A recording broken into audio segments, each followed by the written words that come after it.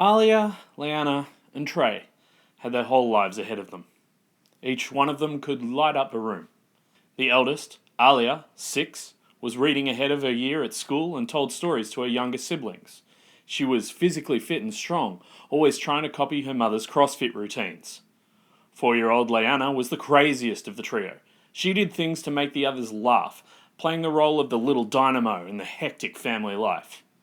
3-year-old Trey was the apple of his mother's eye, and very much a mummy's boy. Sweet but sporty, he knew how to kick and pass a football at only 3. He had the makings of a sports star. Then there was their mum, Hannah. She was bright, bubbly, and full of empathy, embodying selflessness but still had a competitive edge in the gym. Her smile was infectious. She was gaining notice as a pretty good CrossFit competitor. In their beaming, bubbly photos posted to Facebook and Instagram, they were the perfect portrait of family life. But on February 19th, 2020, their lives ended in an instant. Let's take a stab at this.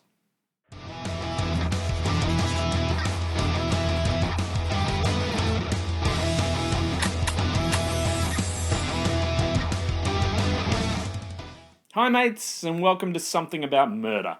I'm Jay Something, and every week we present for your satisfaction 2 episodes in true crime from here in Australia.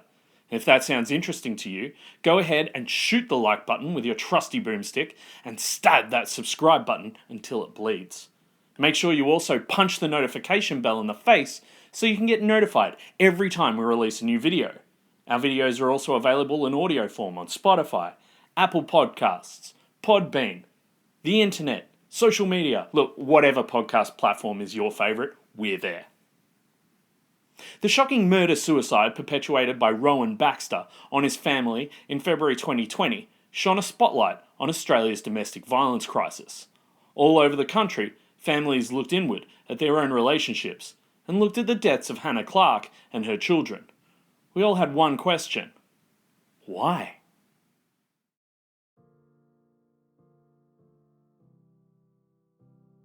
Hannah Ashley Clarke was the only daughter of Susanna and Lloyd Clarke and was born at the Royal Women's Hospital in Brisbane on the 8th of September 1988. Hannah had a younger brother named Nat.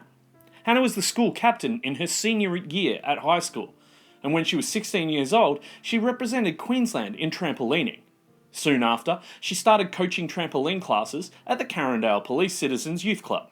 When she finished school, she started teaching kindy gym at the PCYC and also worked as a teacher in vacation care. Hannah had many friends that she trained with over the years and saw at gym as well as friends outside of the gym. People liked to spend time with her because of her happy, loving personality. Rowan Charles Baxter was born on the 9th of May 1977 in Tauranga, New Zealand. He attended Tauranga Boys College. His father was in prison for sexually abusing his sisters. Rowan did not drink alcohol or take drugs, and he was very fit and healthy. He played rugby union in his youth, but quit the code after repeatedly being overlooked for selection by the Bay of Plenty Steamers, who cited his anger problems and bad discipline as reasons. Baxter was involved in 2 vicious brawls while playing club rugby for Te Puke in 2002 and 2003. In one, he threw punches after running onto the field from the reserves bench. He then switched to rugby league and became a member of the New Zealand Warriors NRL squad in the mid-2000s. He did not play a first grade game, just a pre-season game for the New Zealand Warriors against the Eels in 2005 and represented New Zealand A in 2004. Friends said that Rowan was controlling and driven. He didn't like to be told no, and he always had to be the alpha male. His competitiveness extended to his clients at the gym, and he always had to be better than them. And if someone was better than him, he accused them of cheating. Rowan was living with his first wife, whom he met when she was 16 years old and he was 18 years old. Rowan quickly showed signs of controlling behaviour and anger issues. By the time their son Isaiah was 2 years old, his mother wanted to leave the relationship, but Rowan would not accept her wishes. He would show up uninvited and leave notes on her car. He told her that he wanted his family back and that he had a hose pipe in the boot of his car and had planned on how to end it for all 3 of them. His first wife felt she had no choice but to go back to him. Rowan had almost killed someone else in a road rage incident when Isaiah was 2 or 3, resulting in a conviction for grievous bodily harm. In 2007, Rowan, his wife and Isaiah moved from New Zealand to Australia. Hannah Clarke met Rowan in 2008, when she was 20 years old and he was 31 years old. She was teaching kindy gym at the Police Citizens Youth Club at Carindale, and Rowan's son Isaiah was in her class. Rowan started working at the Police Citizens Youth Club as a boxing instructor. Hannah was still living at home. Although he continued to live with his first wife, he commenced a relationship with Hannah. He then became amenable to separation with his first wife, and they agreed on a parenting plan for their son. However, if there was ever an issue in regard to that, Rowan would become aggressive, and on one occasion threatened to smash her door down to get their son. Whilst living with his first wife, Rowan told Hannah that they were separated but living in the same house for the sake of their son. This was not true. He told a friend that he remained living with his wife because he couldn't afford to move out, and his wife knew he was having an affair, and this was making her very unhappy. Hannah's parents were also unhappy with the situation, telling Hannah that relationships built on affairs weren't good, and was a red flag for her future. So about 4 months after meeting Hannah, Rowan moved in with a friend.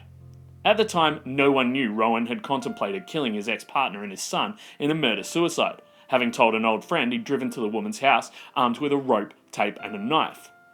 But despite their reservations, Rowan won Hannah's parents over. Her mother Sue described him as being lovely for the first few years of the marriage. About 6 months after they commenced their relationship, Hannah fell pregnant. Hannah really wanted to be a mum, and she wanted to have the baby, but Rowan told her she was too young, and so she aborted the pregnancy. In 2010, Hannah went on a cruise with a friend. She told her mother that Rowan wasn't happy about her going away and contacted her constantly while she was on the cruise, asking her who she saw and what she did. Later that year, Rowan and Hannah moved in together into a townhouse at Mansfield. Shortly after they started living together, Rowan told Hannah that she couldn't wear shorts, short skirts, or the colour pink. Pink was for kids only. She could wear a bikini on the beach, but not off the beach. They shared a joint Facebook page, as Rowan did not allow Hannah to have her own. At the time, Hannah worked full-time at the Athlete's Foot stores in Carindale and Kapalaba shopping centres, and Rowan was working as a sales rep for a pharmaceutical company. After about 6 months, they moved to a house at Chandler, and in 2011, Rowan proposed to Hannah. Although being 14 weeks pregnant, the two married in October 2012, and Hannah's parents paid for the wedding. Rowan was angry that the guests did not give them more money as gifts, as he wanted to use the money to fund an overseas honeymoon. Alia was born on the 10th of April 2013. She was a sweet, articulate, clever, well-behaved girl who excelled at school. She loved reading and English. Later on, people would recall that she was so bright, she was reading ahead of her year at school, and that she told stories to her younger siblings. She was physically fit and strong, always trying to copy her mother's CrossFit routines. In her grandmother's words, she was a good kid, a strong child. After Alia was born, Rowan refused to pay his ex-wife any more child support for their son, Isaiah. Later that year, Hannah and Rowan decided to open their own gym at Kapalaba. They asked Hannah's parents, Sue and Lloyd Clarke, to invest in it, and of course they did, investing $18,000, and another investor contributed about $40,000. The gym did not do well from the start, and they were constantly behind in rent and bills, and Hannah's parents offered to help. Hannah and Rowan would leave their unopened bills in the Clarkes' letterbox, and the Clarkes would pay them. At this point in the relationship, Rowan sought to drive a wedge between Hannah and her family. He openly criticised her mother in front of her, and her brother. He made it difficult for Hannah to spend time with her parents. Rowan stopped Hannah and her children attending the weekly family barbecues at the Clarkes' house. Sue also attended the gym, and during one exercise, Rowan dropped her, causing her to split her face open. He then laughed at her, much to the open shock of other members of the gym and her own husband. In late 2014, Hannah became pregnant again. Rowan refused to allow Hannah to spend the day with her mother on Mother's Day. She could only spend half a day there and then had to spend the rest of the day with him, celebrating his deceased mother. He stopped the family from attending the annual Good Friday family celebrations at the Clarkes' house. In January 2015, Hannah and Rowan moved to the gym to Mansfield and named it Integrate. I'm Rowan. And I'm Hannah. And whether you're just getting started or whether you already have some experience, we would love to hear more about how we can help you improve your health and fitness journey. Rowan borrowed Hannah's brother's car and drove it for months. He put over 30,000 kilometres on it and $200 in toll bills and never left any fuel in the car. When Hannah's brother said he needed the car and Rowan could no longer drive it, Rowan stopped talking to him and also made it difficult for Hannah to contact her brother. While Hannah was in the late stages of her pregnancy, she told her mother that Rowan had slammed the back gate on her leg, causing a bruise. Leanna was born on the 19th of March 2015. Leanna liked to please people and make sure that they were okay. When Rowan was in a bad mood, Leanna would often climb onto his lap and try to placate him. Her nickname was Little Middle, or Gracie Girl, and she was the craziest of Rowan and Hannah's kids. She did things to make the others laugh, playing the role of the little dynamo in the hectic family life. In 2016, Hannah fell pregnant again, and their son Trey was born on the 4th of December 2016. He loved running and jumping and playing. He liked to be with his mother and was the apple of his mother's eye, very much a mummy's boy. He was known to be sweet but sporty, and quickly learned how to kick and pass a football. He had the makings of a bit of a sports star. All three children were healthy and happy and full of life. They loved going to the beach and going to the gym with Hannah. After Trey was born in December 2016, Rowan worked at the gym 3 days per week and rested on the other days. Hannah took numerous classes at the gym, looked after the children, and was trying to do a marketing course online to better the gym. She cooked, she cleaned, she did it all. Friends called her a supermum. Rowan wasn't having any of that supermum bullshit. He criticised her constantly, shouted at her that the house was a pigsty, and questioned what she did all day. He often went for days without talking to her, especially if she refused to have sex with him. He told her to get a second job, as they needed money, which she did, going back to the Athlete's Foot store on Mondays and Fridays, and working in the gym on the other days. So what was Rowan doing? That's right, nothing. Well, apart from the 3 days that he worked at the gym, and then he had to rest the other days. About 3 years after they opened the gym at Mansfield, they moved it to another site. In early 2017, Hannah and Rowan moved to Carindale. They were co-tenants on the lease. The gym continued to struggle, as Rowan was not a good businessman. He could not project future incomings and outgoings, and he found it difficult to manage money. He was blunt with potential new members, and current members often left the gym because of the way he was with them. Rowan was so controlling at the gym that he would record his clients' workouts and check the times they had recorded. If they had not recorded their times correctly, he'd ask them to leave and not come back to the gym. Rowan was often rude to Sue, Hannah's mother, and Hannah would tearfully ask her to apologise to Rowan, as he would refuse to speak to Hannah until she did. In 2019, they moved the gym to Kapalaba. One morning, Hannah made a joke during a class that Rowan was running, and Rowan immediately stopped the class. Normally, everyone had breakfast together after the Saturday class, but because he was angry with Hannah, Rowan refused to let the children go to breakfast. He often punished the children by refusing to allow them to do things which were planned. This was when he was angry with Hannah. If they did not put their toys away quickly enough, he just threw the toys in the bin. Real piece of work. Hannah told friends that she was experiencing physical violence and non-lethal strangulation from Rowan during sex, and acts of sexual assault. Rowan would put his hands around Hannah's neck during sex without her consent and would not remove them, and at times she would have to physically defend herself from the attacks. On the 18th of May 2019, Hannah told her mother that Rowan was trying to have sex with her and getting quite physical. He was holding her down and she kept telling him to stop, and he wouldn't get off her. Rowan eventually let go of Hannah after she grabbed at his ear as an act of self-defense. Rowan then smashed her watch, took a garden hose, and drove away intoxicated, threatening to suicide. Hannah was concerned for Rowan's safety and called her parents, who went looking for Rowan, but they were unable to find him. He returned home the next day, acted like nothing happened, although he told Hannah that he'd driven to City Point Church car park and tried to kill himself. In June 2019, the Kapalaba gym had to move from that location due to council zoning issues. The business continued to fail. Rowan blamed it on a neighbour having it out for him. During training sessions, Rowan would become jealous and angry if his wife performed better than him. He attempted to undermine her achievements by accusing her of cheating or not doing routines properly. Behind closed doors, he would call Hannah fat, berating her body image while saying she needed to lose weight and get back in shape, despite Hannah being excellent and getting great times at CrossFit.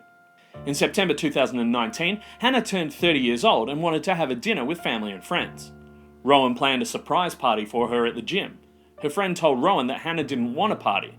He didn't speak to Hannah for days and told her she couldn't have a celebration. Hannah wanted a necklace with the children's names on it for her birthday, and Rowan collected money from members of the gym and asked Hannah's parents for money towards it, which they gave him, and then he presented it to Hannah like he'd paid for it. Rowan was also very rough with his children. He split Alia's head open during a pillow fight and submerged Trey in an ice bath. Trey was screaming in fright. Rowan posted it on social media and thought it was funny even though no one else did. He would tackle Alia with such force that she would cry. If he didn't get his own way, he'd sulk for days, not talk to the children, and cancel planned outings in spite. Rowan's controlling behaviour began to escalate in November 2019. In early November, Hannah qualified to compete in a big CrossFit competition in a team. Rowan failed to qualify for the solo competition. Another male member of the gym also qualified for a team. Hannah asked another friend to be the third team member, and Rowan said he would be the fourth member of the team, but he pulled out, apparently due to injury. When he did so, he also expected Hannah to pull out as well. On the 6th of November 2019, Hannah was driving back from a gym session and had a conversation in the car with a friend about Rowan taking over the session and being too full on. Rowan overheard this conversation somehow. He became enraged and refused to speak to Hannah. He later told Hannah that Alia was playing with Hannah's phone and called him, and he overheard it. Rowan told an associate that the kids had somehow recorded Hannah's phone conversation and then sent it to his phone, but the associate found that unbelievable and believed Rowan had been recording her. The first day of the competition was on the 8th of November 2019. Rowan made Hannah take a gym class that morning. She came home from the gym at 7 a.m. to find Rowan and the children gone from the house. She phoned her mother crying. She said Rowan was punishing her for taking part in the competition. He had his phone turned off. She was so fearful of what he might do that she was vomiting. She asked her brother to go to the beach to see if he could find them. Rowan finally sent her a text message stating that he couldn't believe she was competing in the competition without him. He still didn't tell her where he was or whether he was bringing the children home. He came home later that day and said that he'd taken the children to the beach. In relation to this, Rowan told an associate that he and Anna argued and he took the children and left the house. When he left the house, he left an old phone recording in the house. He recorded and listened to Hannah's phone calls to her mother, and she was hysterical as he had taken the children and she didn't know where they'd gone. They called him derogatory names. When his associate commented that it was not right to record people, Rowan swore he left the phone recording by mistake. It is likely that he had a listening device in their house and one in her car, as he revealed to her knowledge of conversations she'd had in those places when he was not present. During this time, Rowan was pulled over for having a suspended car registration. Whilst the police officer's body cam recorded him, he berated Hannah. Apparently it was her fault, and if it wasn't her fault, it was the police's fault.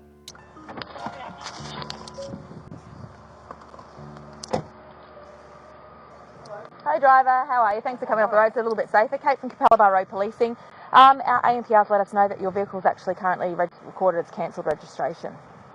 It's your vehicle on mine. Yeah, so it's currently it's currently recorded as cancelled registration. What? So it hasn't been read. So it's gone, which means that it's 82 days past the last time it was registered. Have you got your driver's license on you? This is not my car. So No, but you're the driver, so I have to ask you Yeah, your no, I driver's haven't. license. Sorry, it's not my car. I- You normally take my car in the morning. I'm with you. I thought you're. Yeah. What's your? sorry, I just have to get you to state your full and correct name for me. Rowan Charles Baxter. Yeah. Because I thought the rego I thought was due in October. Talk to me about it because it's your car. Yeah, no, I'm asking. So is there any reason why it hasn't been transferred registration into your name? Oh no, just the new place. Yeah.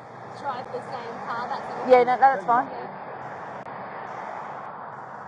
Well, you might need a lift if your car's not registered. You can't Will take it. we be allowed to? Just Sorry. No, you're right. I'll have a look into it. Normally what we can do is give you a permit to get the vehicle home. Yeah. But in regards to this, I just have to do a bit of paperwork. But you haven't got any lawful emergent reason for driving with the vehicle not registered today? No. No. You had no idea. Yeah. Sorry. I thought it was due in October. Haven't changed addresses recently. No, 85 Bridgehill Street. And I'll just check with you, Rowan, your address that you think you've got recorded. Same address? Yeah. Yep. All right. I'll just get you to remain in the vehicle. I'll just do a little bit of paperwork up and then... My parents are just in that big car with their kid in it. Yep. Can I just go and tell them? Or can she? Oh, yeah, you can. Yeah, I'll just get you to stay with the vehicle if that's all right. Yep.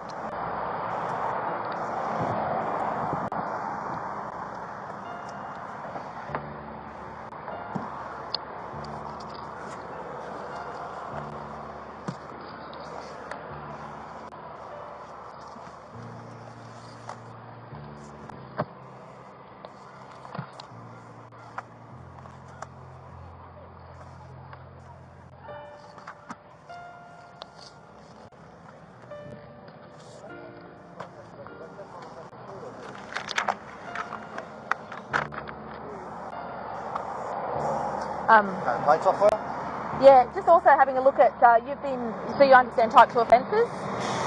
So back in... No, I don't, but you can film me. Yep. So back in 2016, you have a flag here for what we call a type 2 offence. So I'm just going to pull those details up.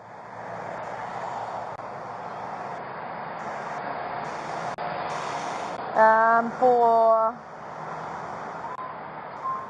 unregistered and uninsured. So you must have received some infringement notices back in June 2016 for driving an unregistered and uninsured car. Which would be the same one which you've done again, Yep, so in regards to that, because this is your second type 2 offence, we actually have to remove the number plates and actually immobilise your vehicle for 7 days. Okay. So what we do is we still can drive the vehicle home. Yeah, so don't stress about that. What it means is I'm going to put some stickers on your car to say for 7 days you can't drive the vehicle. So the next time after that it becomes 90 days, and believe it or not, the fourth time it becomes a forfeiture, which means we take the vehicle. So it's just a process we have to follow. So there's a little bit of paperwork to do, but we'll explain it all to you and we'll make sure you can get home today. Thank you. Yeah, I don't know. Kate, you're going to Sorry, tell more about registration. as far as I knew, the registration was due October. Like I was waiting to get a letter in the mail. Yep. So with Pay it again. So with that, have you got a smartphone? Yeah. Yep. Go and grab it, and I'll show you that you can download. I would have to get. Have you got? For some reason, and I don't know why, I've got no plastic sleeves left for type 2s. Yeah. So if you Queensland Rego Check, if you download that app. The app? Yep. So just go there and go Queensland Rego Check. So the Queensland. Yeah, I don't know why. You haven't moved addresses or anything? No. There you go. Rego Check? Yep. Download that one. Yep. It's a free one. Yep. This one here. one? Yep. It's free. Yep. So yeah, regardless, it's still it's actually the driver's responsibility, and obviously the owners as well, to make sure that the vehicle is actually at the time registered. This here will help you. So once it's downloaded, open that up. No, it's not a problem. Because I'm the one that, like, I handle all Yeah. the bills and all that, and I, like, I had no idea. So yeah, open that one now, and just out of interest, pop your own plate number in. So if I go Rego Check? Yep. So you can actually check my vehicle if you want. It won't come up with my personal details, as in, what I'm saying is you can check any vehicle. So put 366 in. SNH? Yep. Yeah, and that will, it's because it's cancelled. Okay, so just out of interest, throw this one in. Yep. 563 YRS. 563 YRS. YRS. So that's the vehicle that's on the road there. And you can see it's current until the 7th. So whatever vehicle you're driving, what you can then do is say that's your own vehicle, you can actually add to calendar. So you may find last time you may have only paid 6 months and not the 12 months rego. Yeah. So you probably thought October. And I don't remember getting...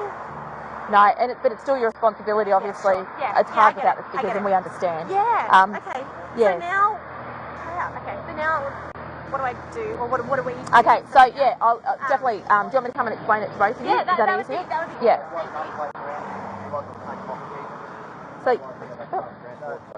So I just thought explain to both of you, So I've just explained before to your husband, partner, I'm not sure, that with this vehicle, because it's a second type 2, we will be immobilising the vehicle, so it can't be driven for 7 days. So there'll be it's a number plate confiscation, but you don't get them back anyway because they're cancelled. So what that means, if you were to go into the Department of Transport, get new plates, etc., you can't drive the vehicle for 7 days, so it has to remain at your house for 7 days. From here, you're going to have to get a mobile roadworthy person probably to come around and do a new roadworthy on the car. Because it's been cancelled, you unfortunately have to register it as a new vehicle again. I thought it was paid. I thought it was paid. Like, I thought it didn't have to be paid until October.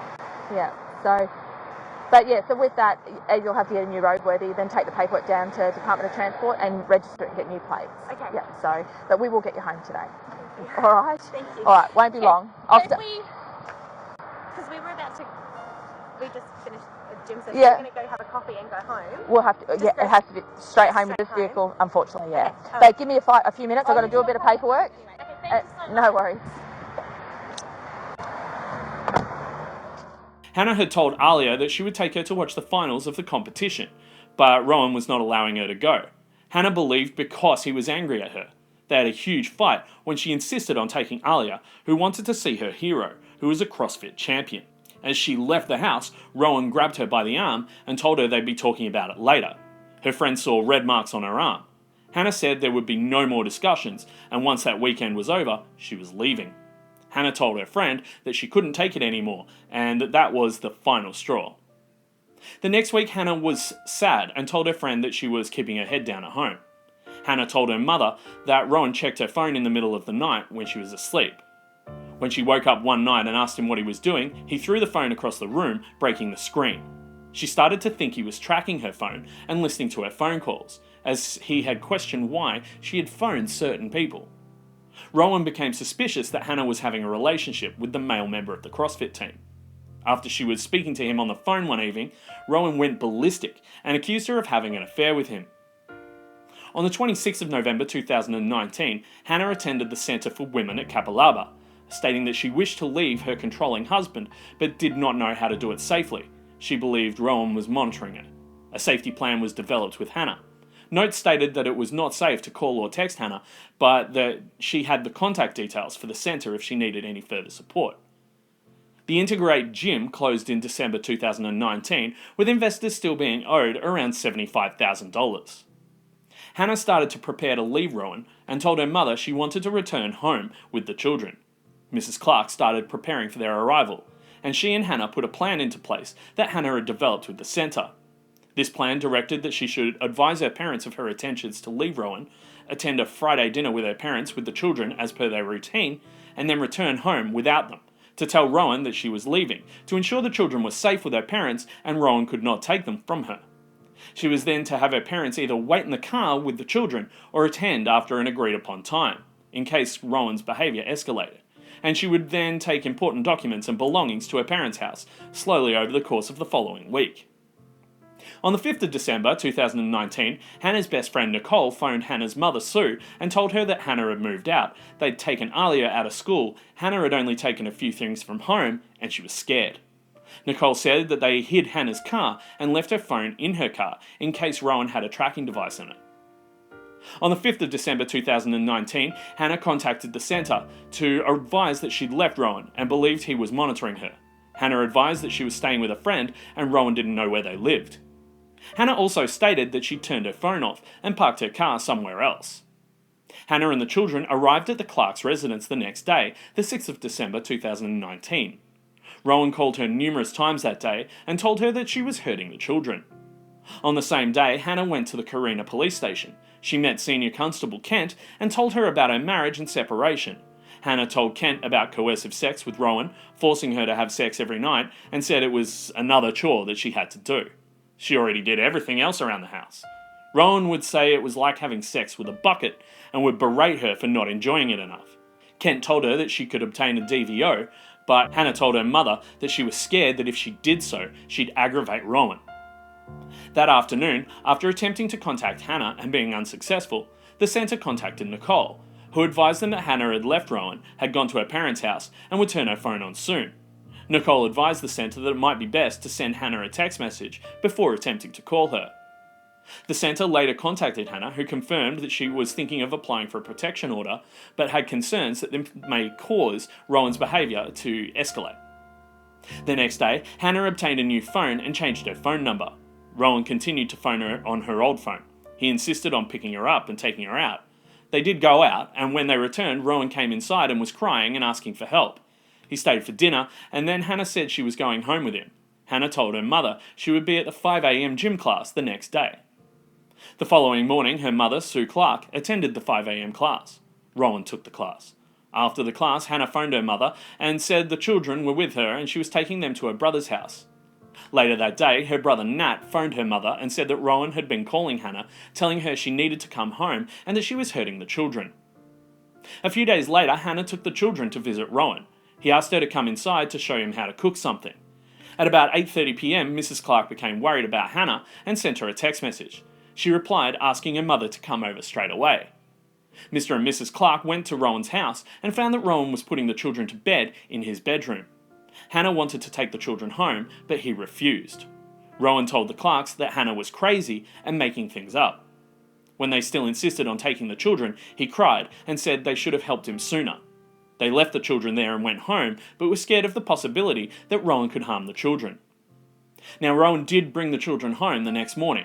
He said that he'd had a mental health assessment and that Hannah should come back with him, with the kids, but he couldn't understand why she wouldn't. Soon after Hannah moved into her parents' house, she was at home with the children one morning and Rowan opened the door and let himself into the house. He stood outside the bedroom, listening to Hannah talk to the children. She realised he was there and he had her phone in his hand. He asked her whose phone it was and she said it was her mother's. He said, "It's not your mother's phone." She told him that she'd bought a new phone because he was tracking her other phone. Around this time, Hannah told a friend that she and Rowan had separated. She also went back to her maiden name of Clark. She told the friend that she wanted Rowan to have 50-50 custody of the kids, as he was a good father, and she wanted him to be involved in their lives. On the 21st of December 2019, Rowan had the children for a couple of days and he was supposed to take them home at 4 p.m. At 4:30 p.m, he sent Hannah a text saying he was running late. She called him at 5:30 p.m, and he said he was stuck in traffic. About an hour later, he phoned Hannah and said he might keep the children for a few days. Hannah begged him to bring them back. Hannah's father drove to Rowan's house and saw him driving down the street. He followed him and saw Rowan park in a car park. Hannah told her father to come home as she was scared that Rowan would see him. Rowan phoned a friend and told him that he was supposed to have the children back at 4:30 p.m. so they could go away with Hannah and her parents to the Sunshine Coast, but he was going to keep them. Rowan called Hannah at 8:30 p.m. and told her she could collect the children from a service station at Cleveland if she came on her own. She left and collected the children. When she came back, she said that Alia was very upset as she knew she was supposed to have been home at 4 p.m. On the 24th of December 2019, Rowan told Hannah that he was upset as he wanted to see the children for Christmas. Hannah and her father decided to allow him to visit the house for a few hours on Christmas Day. He arrived at 4:45 a.m. and stayed until 5 p.m. He gave the children gift cards. The Clarks later discovered they had no funds on them when they took the children to buy toys with them. Hannah kept her distance, and Rowan was fine until it was time for him to leave. He started trying to guilt her and play manipulative games, but Hannah, with her new self-assurance, did not give in. On the 26th of December 2019, Rowan asked Hannah to take the children to Bulimba Skate Park so the children could play with their new skateboards. She agreed, but as she went to leave, he said he wanted to take the children home with him. She refused, and he took Leanna and threw her in the front seat of his car, unrestrained, and so quickly and violently that she bumped her head. After telling Hannah that she'd caused all of this and that it was her fault, Rowan drove off, leaving a very distressed Hannah Clark and the other children behind, wailing. A witness, Julie Humphreys, who did not know the family, was upset by what she saw. She said that a loving father who cared for his child wouldn't behave that way.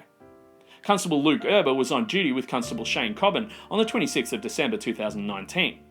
At about 10:30 a.m, they were driving west on Oxford Street when they were flagged down by Julie Humphreys. Julie told them that she saw a man and a woman arguing, and the male jumped into a vehicle and took off with one of the children. They continued down the street and were flagged down by Hannah, who was standing opposite the Bellissimo Cafe. She said there'd been an incident with Rowan. Constable Erber activated his body-worn camera. Our family lawyers, etc. And he took the middle one and just took off with her in my car. Well, this is my other car, but the other car's registered in my name. Okay. And now he's telling me he won't give her back. Where would he be going? Just home? Probably or? home, I'm guessing. Right. And now he's trying But to you're play not living games in the with me same on the house? phone. No, we've been separated for a few weeks now. I'm staying at my parents. So what's led up to this? Just that you've seen each other and he's decided. Yeah, and you he's need to decided do- that because I've said to him, you need to wait until we can get this sorted. Yeah. You're not having them stay with you because you won't return them. And then I'm like, you go and pull a stunt like this. The other two are absolutely beside themselves. She's pulling her eyes out. Was anything like any other words exchanged? Like how was he acting? Or he's just said Oh, that just and a psycho that he's taking her, and that's it. And then he just called me now and said, you know, you either bring the other two back or I keep her. And I'm like, they were in my care. Like, they were in my care. I was doing a good thing Yeah, of course. by letting them see him. Okay. Do you want to see if he'll come back here? Will he come back here? Where's he saying come back to where? No, to his house, Right, where's his house? Carindale. Do you mind if I just grab your surname Yeah, Baxter. B-A-X-T-E-R. and first name? Hannah, H-A-N-N-A-H. I've been speaking with Constable Kirsten Kent at the Carina Yeah, okay. station, and we've been in talks of whether or not to get a DVO. But the only reason I didn't is because I was scared that it would antagonise the situation more, and I thought that by keeping them with me would prevent something like this happening. Yeah, okay. It's like you probably, as Constable Kent's probably said, it's a bit of a tough situation. Without any orders in place, there's not a great deal we can do in relation to the custody of the children. So, being the biological father, he does have a right to the child, and unfortunately, we can't just go and take the child, even though he's acting like Even though he's taken her away from me when they were in my care. Yeah, unfortunately, because he is the biological father of the child, we can't go and just seize the child and give it back to you. I know it's frustrating. I know, it's crazy, it drives us insane too. I was trying to do... But we can ask him. But we can at least We try can ask him and if get he's some sort of prepared to civil bring the arrangement child back back. together. What's I his don't object to him actually seeing the kids. What's his name? Rowan Baxter.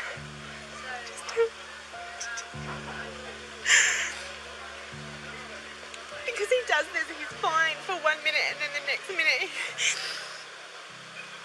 And he just so does is this there like... something going on for him at the moment, or is that how he's always He's got worse, he's got a lot of stuff going on. He's going to see counsellors and things like that. Did you know, is it stemming from anything, or is it just a The separation? fact that I left. Yeah. So there's been a lot of domestic violence, not physical but emotional, controlling, etc.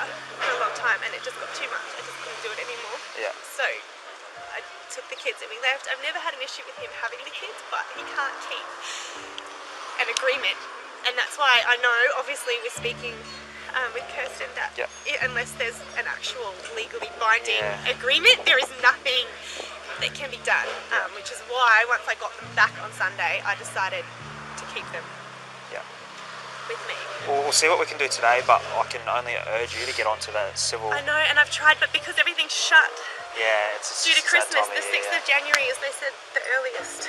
Did Kirsten put a police referral in for you to get them in contact with you a bit quicker? Or did she tell you to seek your own hasn't solicitor? No, she hasn't.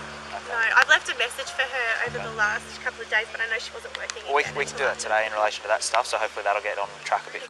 The police decided to contact Rowan and persuade him to return Leanna. They attended Rowan's address, but he was not home. Rowan kept Leanna for 3 days. He took her to the house of his friend in New South Wales. The friend sent Hannah a text message saying that this was all her fault and she shouldn't keep the children. That night, Rowan FaceTimed Hannah, showing her that Leanna was okay. Rowan accused Hannah of having an affair with a male member of her CrossFit team and told her she needed to fix that before he brought Leanna home. On the 27th of December, Senior Constable Kent arranged for Hannah to visit the station the next day with the intention of pursuing a DVO application. On the same day, Rowan received a letter from Hannah's lawyers on behalf of Hannah, requesting return of Leanna immediately. He phoned a friend who was a solicitor and gave a false version of taking Leanna from the park. He appeared upset and scared by the letter. Rowan's lawyer advised him to return Leanna and resolve the matter with Hannah. He drafted a letter to Hannah's lawyers proposing return to the previous custody arrangements. Hannah's lawyers advised that that was no longer acceptable and Rowan must return Leanna immediately. Hannah emailed the property manager requesting her name be taken off the lease. The property manager later asked Rowan if he would consent to this, and he said he would not. On the 28th of December, Rowan contacted police and advised that Hannah had taken his dog, and he was scared of her coming to his house and making a scene in front of his daughter. After this conversation, Senior Constable Kent advised Hannah that she was going to apply for a DVO regardless of Hannah's intention, and Hannah supported the decision and provided an affidavit. Kent was satisfied that Rowan had placed Leanna in a dangerous situation and took out a police protection notice, with conditions that Rowan not be within 100 metres of the children or Hannah's residence until the matter was heard in court. She attempted to contact Rowan but was unable to do so. Later that day, Rowan sent an email to Hannah's lawyers in which he demanded 50-50 time with the children and set out a proposal for the next month, which involved Hannah picking the children up and dropping them off at every changeover. A friend gave Rowan $2,000 to pay for counselling, as he believed Rowan was going to harm himself. That night, Rowan sent a text saying Leanna was tired and going to bed early. Hannah called police and told them Rowan was at home. Police attended his house, but he was not there. Hannah went over and went into the house as there were lights and a TV on inside. She saw that Rowan had put up photos of their wedding day that weren't there before.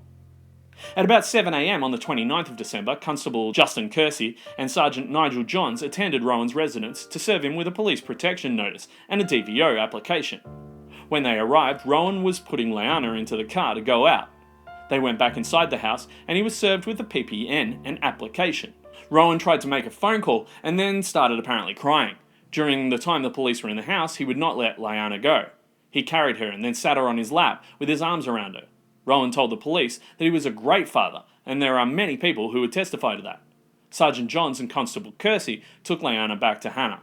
They told her that Rowan had been served, and the next court date was the 4th of January 2020. Rowan called a friend that night and told him that if he didn't get the 50-50 custody split that he wanted, I'll make sure she never sees the kids again. Sometime in December, Hannah told a friend at CrossFit Karina that she was scared Rowan would hurt the kids to hurt her. At this point, Alia told her mother that she didn't want to spend time with her father anymore. Hannah bought her a watch that had texting capabilities and told her that if she was afraid while she was with him, she should go to the toilet and message Hannah. Hannah told Alia not to tell her father about the watch or he'd throw it away. On the 4th of January 2020, Hannah, the children and her parents were at a Carindale shopping centre when Hannah's father received a phone call from a friend of Rowan's who asked him why Hannah was not allowing Rowan to see the children. On the 8th of January, Rowan went to court and contested the DVO application. 2 barristers and the lawyer that acted for him before accompanied him to court. He had not retained these lawyers, they were friends of friends that he'd persuaded to help him. The parenting plan was negotiated and the matter was adjourned to the 5th of February 2020. The court made a temporary protection order. On the 14th of January, Rowan sent an email to Hannah's lawyers advising it was 24 hours since he saw his children. His tone was patronising, aggressive, and bullying. On the 20th of January, Hannah applied again to vary the temporary protection order to obtain stricter conditions. Rowan told one of his friends that day that custody issues were all caused by Hannah. The friend didn't understand and asked why Hannah would do this if Rowan had done nothing wrong. The friend later said that it didn't make sense because Hannah was one of the nicest people in the world. On the 21st of January, Rowan's solicitor emailed Hannah's lawyers stating that Rowan had not seen his children for a month and wanted them dropped off to his residence at 8 a.m. on the 24th of January, and he would return them on the 26th of January at 4 p.m. On the 22nd of January, an internal email was sent between Hannah's lawyers indicating that Rowan instructed that he did not see the children on Christmas Day, which was patently untrue. That day, Rowan's solicitor represented him in court in relation to the application to vary the temporary protection order. The court made the variation as sought by Hannah. On the 23rd of January, the mediator sent an interim parenting plan to Rowan's solicitor with the following terms. The children live with their mother, they spend every second weekend with Rowan, they spend every other week Thursday to Friday with Rowan, holidays are shared, they FaceTime Rowan Tuesday and Thursday at 6 p.m, and changeovers take place at the Clark's house. Rowan signed the agreement and then almost immediately requested his solicitor to make changes to it. On the 24th of January, Hannah's lawyers returned the signed agreement to Rowan's solicitor. On the same day, Hannah agreed for the children to stay with Rowan for Friday, Saturday and Sunday of that weekend, and the next Thursday. During that stay, Rowan questioned the children about Hannah's friendship with Senior Constable Kent, which upset them. On the same day, Rowan posted on Facebook thanking his supporters and stating that having had his children taken from him was crippling and he would not stop fighting to have them 50% of the time. On the morning of the 30th of January, Alia was crying as she didn't want to go to her father's place that night. Hannah told her school mother that Rowan had picked up Trey and then turned his phone off. The mother told her that she saw the girls that afternoon at school and they were not their usual happy selves. Hannah texted her that Rowan was horrible to Alia because she stood up to him. Rowan had the children overnight. Hannah received a FaceTime call from Alia that night. She was crying and said that Rowan was driving them on a highway and she didn't know where they were going. Hannah thought that Rowan was doing this to scare Alia as she didn't want to spend time with him anymore. When Alia arrived at school on the 31st of January, she asked another school mother if she could use her phone to call Hannah. On the 31st of January, Rowan returned Trey after 9 a.m. contrary to the agreement. Hannah saw nude photos of her in Rowan's car and grabbed them and walked away. Rowan got out of the car and followed her and grabbed her wrist and twisted her arm up behind her back. This resulted in a sprained wrist, which later required a splint. Hannah's mother heard Hannah scream and phoned the police. Hannah was advised by her solicitor not to continue contact and to allow phone contact only between Rowan and the children until the family court proceedings occurred. On the 31st of January, Rowan emailed his solicitor advising of the photo incident, but denying that he assaulted Hannah. Later that day, Rowan attended the Coorparoo police station and spoke with police regarding an application for DVO against Hannah. On the 2nd of February 2020, Senior Constable Kent and Sergeant Rolfe attended Rowan's house and spoke to him about the assault and breach of the temporary protective order on the 31st of January. Rowan said he'd been told by his lawyer not to speak to the police and he didn't wish to participate in an interview without a solicitor. He said he'd already been to Coorparoo police station as he went there as soon as the incident occurred and told them what had happened. Sergeant Rolfe said if Rowan was refusing an interview, he would take action that day. Rowan then said that he wanted legal advice and said he would phone Sergeant Rolfe on the 4th of February 2020 to advise whether he'd participate in an interview with police. Sergeant Rolfe told Rowan that the order was still in place and he could not breach it. Rowan said, "I'm very smart about what I do."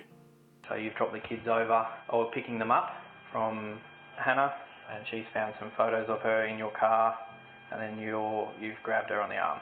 So that's basically the information we've got. Rowan, we're not going to take you to the watch house. So what's going to happen, I'll give you a couple of bits of paper, and I'll explain it all. On the 3rd of February, Rowan emailed his solicitor advising police had been around to see him with regards to the alleged breach of DVO, and had been suggested to him that he should get a DVO against Hannah for stealing his property out of his car and losing her temper in front of Trey. He said, "I feel like a punching bag for her at the moment." On the same day, Rowan lost his job as a personal trainer at a gym in Brisbane and believed that it was because of Hannah joining the gym, and members advising that they would withdraw their membership if he was employed. On the 6th of February, Hannah's lawyers emailed Rowan's solicitor advising that due to the incident on the 31st of January, Hannah would not be complying with the parenting plan and not facilitating contact until further agreement or order of the court. They advised their instructions to file an initiating application in the Federal Circuit Court. They said Hannah would continue to facilitate FaceTime Tuesdays and Thursdays. Around this time, Rowan's friends became concerned that he might kill himself. At about 11:15 a.m. on the 9th of February, Sergeant Johns and Constable Kersey saw Rowan at Carindale Shopping Centre. They were aware that he was wanted for questioning in relation to breach of the DVO on the 31st of January 2020. They approached him and Rowan went to the Carindale police station with the officers. He declined to participate in a record of interview, and then Constable Kersey issued Rowan with a notice to appear in the Brisbane Magistrates Court on the 2nd of March 2020. Rowan's solicitors then sent a letter to Hannah's lawyers requesting reinstatement of the parenting plan and advising Rowan was availing himself of the appropriate courses and counselling. Rowan contacted Men's Line and said he was interested in a program. On the 10th of February, Hannah told a work colleague that she was convinced that if she and Rowan were ever alone together and he had the opportunity, she had no doubt that he would try to kill her. She then spoke about needing a will. She told her mother that when Rowan killed her, he'd be in jail, so who would look after the children? Rowan continued to make appointments for counselling that were designed to help him contest the temporary protection order and get what he wanted from the family court process. Not my idea, but apparently I have to do it. I'm not the one that has the problem, but I guess I'm just doing what I'm told. Okay, you have to do something about it. Well, I just think it's going to put me in a better position.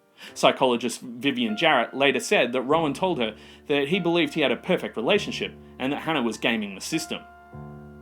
At 5:40 p.m. on the 17th of February 2020, Rowan was recorded on CCTV entering the Bunnings hardware store in Mount Gravatt. He browsed a number of aisles and, after initially selecting lawnmower fuel and then replacing it, purchased a green jerry can, zip ties, and a bottle of methylated spirits. He arrived home just after 6 p.m. and took the jerry can and the cable ties from his boot into his garage. That day, Rowan went to his aunt's residence and told her he needed to borrow her car for a couple of days as he had to travel to the Gold Coast and his car used too much petrol. The next morning, Rowan left his house at 6:40 a.m. carrying the green jerry can, which he put inside the car, and then went to the Caltex service station at Carindale. He filled the jerry can and also purchased 3 Kinder Surprise chocolates and 2 bags of lollies. Near 8 a.m, he drove by Hannah and her parents' house in Camp Hill. Later that day, Rowan phoned the Youth and Family Services and inquired about a men's support program, and then called Men's Line. In the call, he falsely claimed he was being tormented by his estranged wife, who took out a restraining order and wouldn't let him see their kids. He then said his marriage to Hannah began to deteriorate because she had feelings for someone who also used the gym. Now, sidebar, there's no evidence Hannah had a romantic interest in anyone else at the gym. and that Rowan routinely accused her of infidelity with a specific person who Hannah considered one of her best friends. This man cut off contact with Hannah in January 2020 because he was concerned that his presence and friendship was affecting the separation from Rowan. Rowan FaceTimed the children that night, but didn't speak to them. He just cried. Hannah told them they could hang up if he wasn't speaking to them. She told her mother, "Oh God, what if he kills himself?" Afterwards, Rowan phoned his friend crying and told him that everything Hannah is doing is working. He said that he'd lost everything: Hannah, the kids, his job. He had no money and no way out, and had been served with an eviction notice. Later, Rowan's aunt sent him a text message asking if she could have her car back, and he replied that he just needed it for one more day. The next day, Hannah's mother went to the gym early that morning and arrived home at about 6:20 a.m. Hannah and the children were awake and greeted her. At 6:30 a.m, Hannah went out to get coffee for herself and her mother, and then returned home. She sat on her mother's bed, drinking her coffee whilst her mother got ready for work.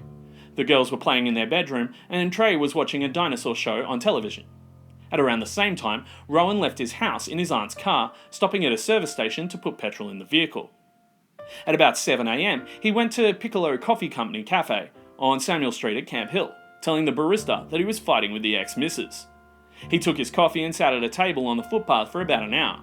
Witnesses said that he was looking at Google Maps.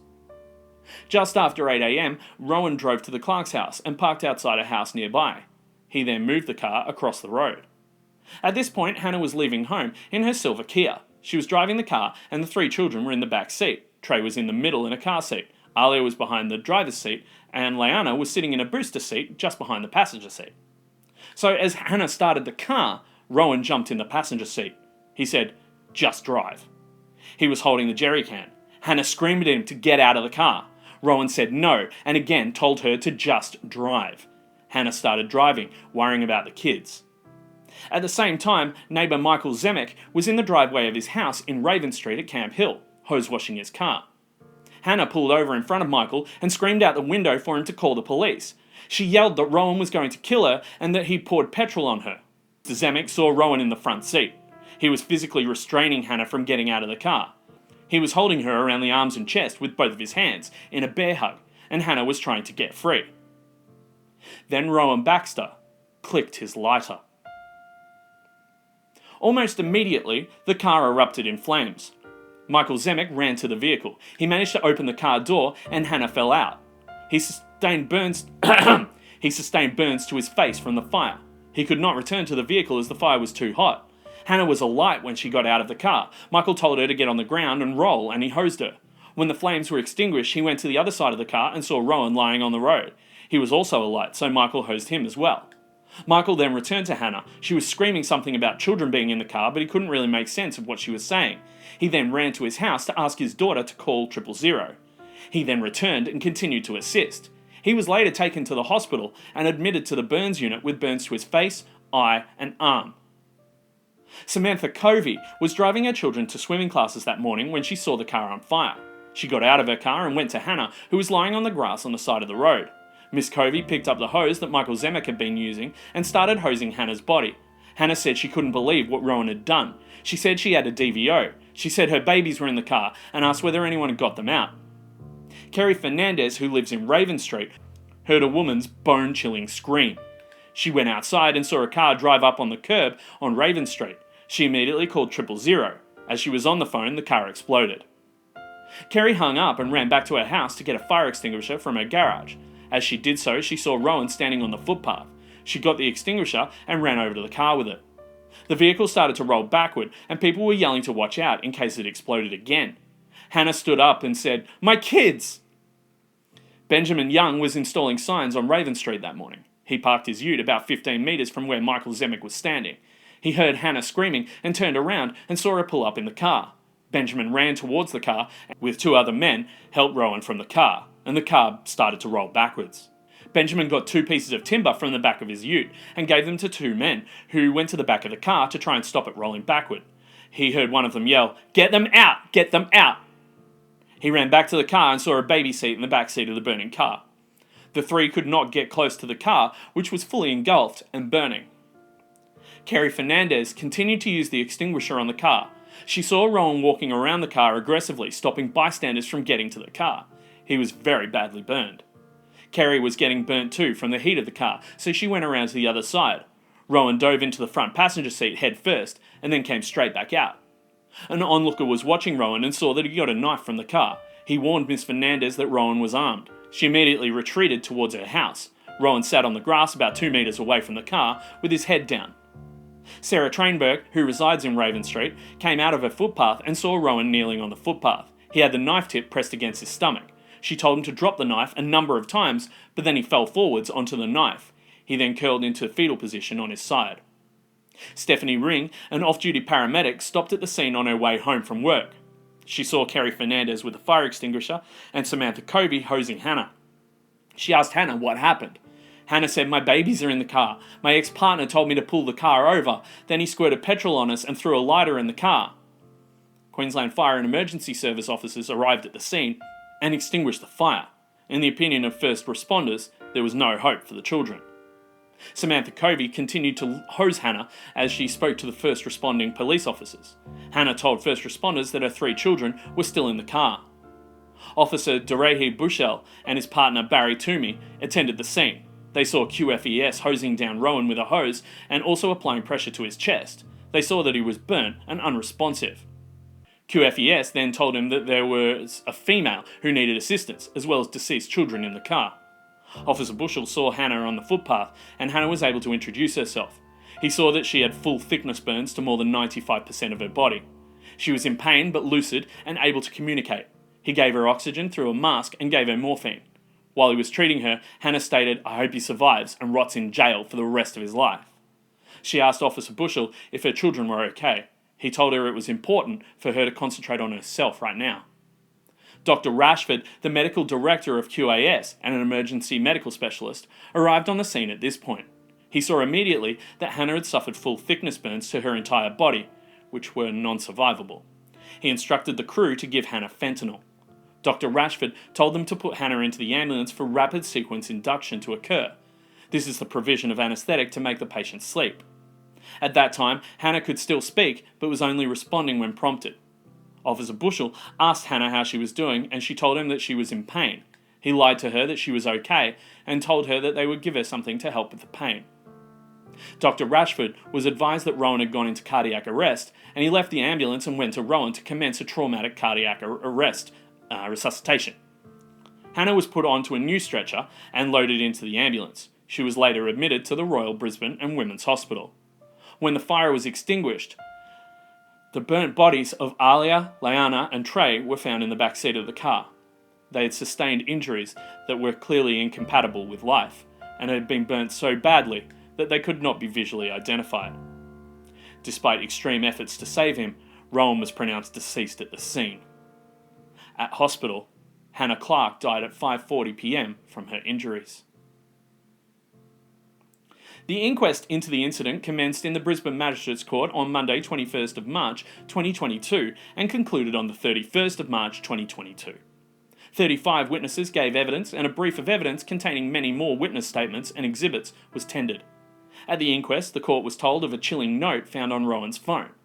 Detective Sergeant Derek Harris said the long suicide/goodbye message he reviewed during his investigation into their deaths indicated that Rowan was a narcissist who took no responsibility for his actions. In the note, Rowan wrote, "You had this planned and it's disgusting. I'm sorry, Hannah, I'm finishing your game. I don't want to play anymore. Hannah, you focused on all the shitty stuff before you left, but our life has been filled with plenty of good things in it, especially with the children. I wish you had just tried. I've told the kids that you love them, and they will miss you, I'm sure. I hope all of this was worth it for you and your family." He signed it from himself and the kids. Jacoba Brush, the counsel assisting the coroner, told the inquest that Rowan's movements prior to the sickening quadruple murder-suicide suggested that his plan was a meticulous kidnapping and murder plot, but things went awry when Hannah fought back. She believed he may have planned to kidnap the family, distract the children with chocolate while he murdered their mother, before trying to start a new life with his kids as their primary carer. The death of the children could have been a decision hastily made at the time to inflict trauma on Hannah. Realising what he had done, he retrieved the knife and killed himself. The coward fuck. Sweeping changes were recommended by the findings of the inquest, especially in regards to how police respond to domestic violence situations. Another included trialling a multidisciplinary police station that provides support services such as housing and child safety. A stronger need for men requiring behavioural education and help was also recommended to tackle the lack of services available, as well as more scrutiny to be placed on perpetrators of domestic and family violence. But even with all the proposals, one thing was clear. Nothing could have been done to save Hannah on the morning of February 19th, 2020. Once Rowan put his murderous intent into action, nothing could deter him from the path he embarked on. It was just a matter of time before Hannah was killed. And the kids were just cannon fodder.